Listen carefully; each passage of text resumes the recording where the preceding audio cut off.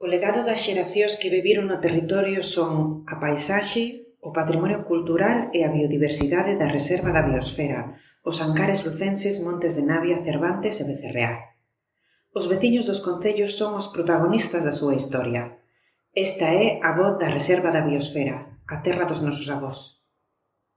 Chámome Isaz, estou nunha pequena aldea do concello de Cervantes, se chama Vilar Novo. Dedícome un pouco ao manexo do gando, abellas e castañas. No ganado traballamos, principalmente a rubia galega. O ganado normalmente aquí está en extensivo, por os problemas que hai, ao mellor polo lobo, para que non nos coma as cría, traémolas sempre a parir ás casas.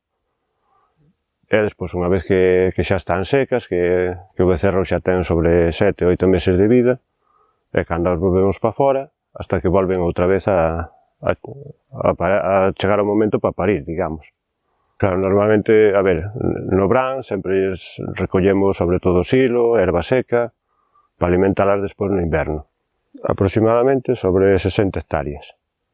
Desas 60, calculo sobre 40 ou así, son as que aproveitamos na primavera e no verán para facer o silo. Hoy hai 44, máis os correspondientes becerros. A parte do gando, complementamos os ingresos coa recollida de castañas, e un pouco tamén, a pesar de que nos últimos anos se recolle moi pouco, coa mel. Os outros hai que limpiálos mínimo unha vez ao ano. Hai distintas variedades, como pode ser a parede, a amarelá.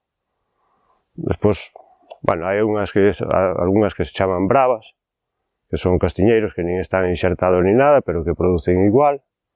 Temos unha superficie aproximadamente de 6 hectáreas. Temos 2 colmenares, aproximadamente sempre procuramos ter sobre 130, 140 colmenas. O mel comercializo directamente con compradores xa de sempre. Non mando ni a cooperativas ni a nada, fago todo de venta directa. E as castañas comercializámolas a través da cooperativa Carqueixa, son castañas en ecológico. A carne tamén se comercializa a través da cooperativa Carqueixa, son lotes que se venden a través de internet, e o resto da carne comercializo a través dunha carnicería que está en Becerreá.